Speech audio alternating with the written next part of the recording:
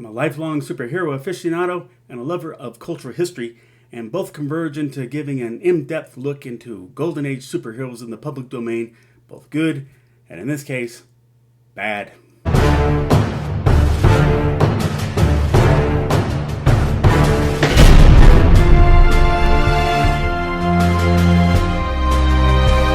Welcome to my channel, KC, that's me, Carrie Chug, the Sledge Storyteller.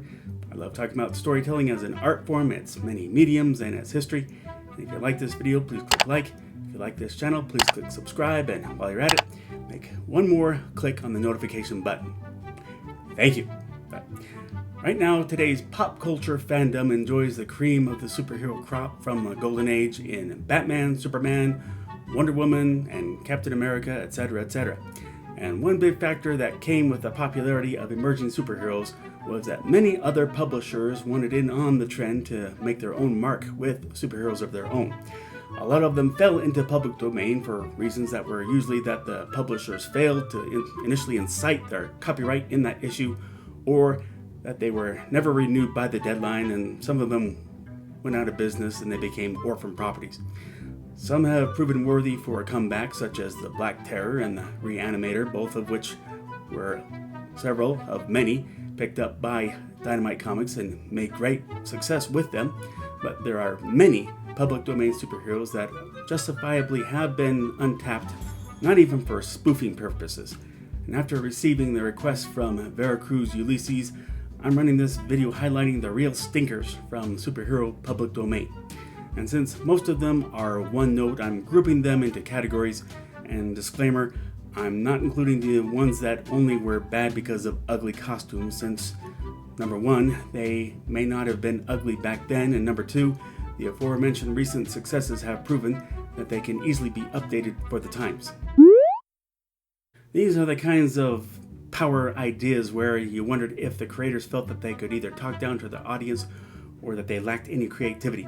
So first, there's airmail. Kenneth Stevens, a biology professor working on a flight fluid, he spilled some of it on his hand and it made him lighter than air, and suddenly he's air mail. So he has to develop a gravity belt to control the gravity around him, depending on whether duty calls for him to walk or fly. And okay, this is the opposite of what Sledge has. He has an anti-gravity belt, but okay, if this afflicts you, you make a power out of it, and a check against that power.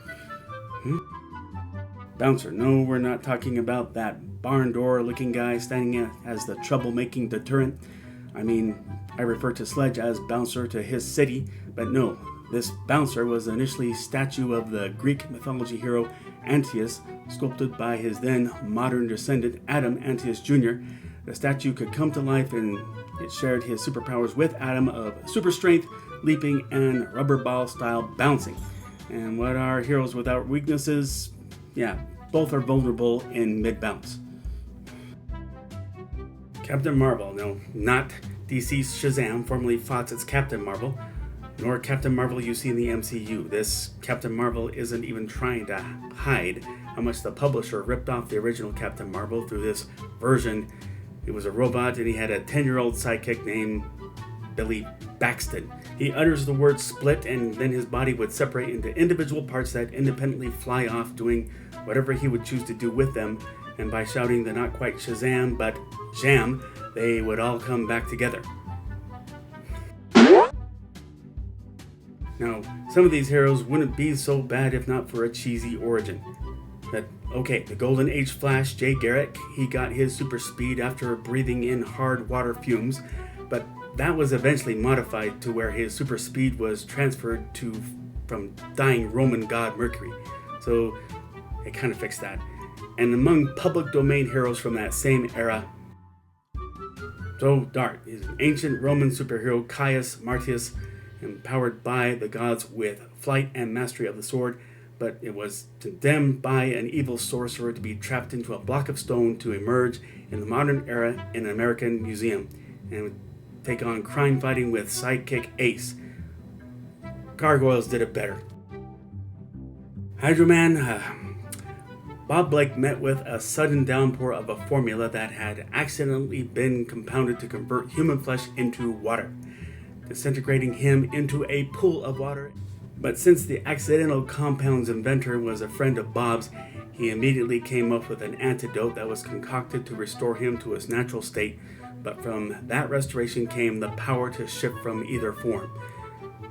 How popular is that kind of power now? Full of water!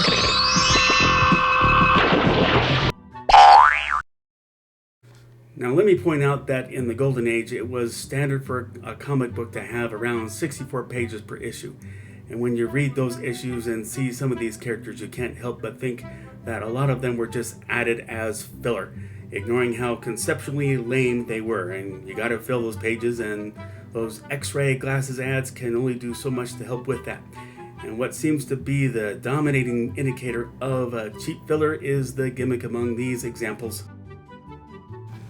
Dollman and chemist Darrell Dane discovered a liquid with which he could shrink himself to only 6 inches tall, but to retain the same strength as his full-grown self and return to a normal size at will.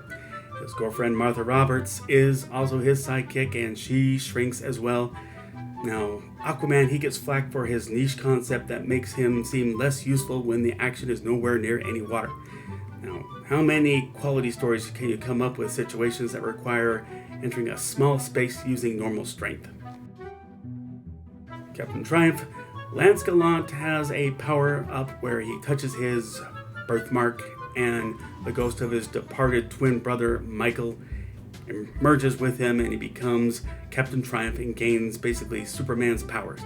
When work is completed, he touches his birthmark again, and he and Michael separate until Captain Triumph is needed again. Power up by touching a birthmark, it makes me regret surgically removing the one on my forearm. Hand. Imagine if Thing from Addams Family became a superhero. This is what he'd be like. The Hand's powers include enlarging himself and being bulletproof, always cooperating with the police and communicating by skywriting or leaving a handwritten card. Okay, I can appreciate legal crime fighting, but Zippo, would-be roller derby champion as a superhero, albeit only one wheel attached to each foot, powered by compressed air, enabling him to travel up to 65 miles per hour. The wheels also serve as cutting devices when needed. Captain Tootsie. Now, no surprise, so many captains here. A sponsorship hero under, you guessed it, Tootsie Rolls. Among candies, it's always been middle rung for me, but okay, Tootsie Rolls would easily go up a notch for me if they could serve this purpose, for Captain Tootsie to get a sudden boost of energy. And from that, I wonder how many parents during this time got irked over their kids begging them to buy Tootsie Rolls in hopes to dominate on the school playground. Now, I'm a U.S. citizen who loves my country, warts and all. Now, just about every war in our history had media icons to bolster support for the nation's efforts, but along with the obvious example of Captain America, the World War II era was loaded with patriotic heroes created by publishers wanting to cash in on that frenzy.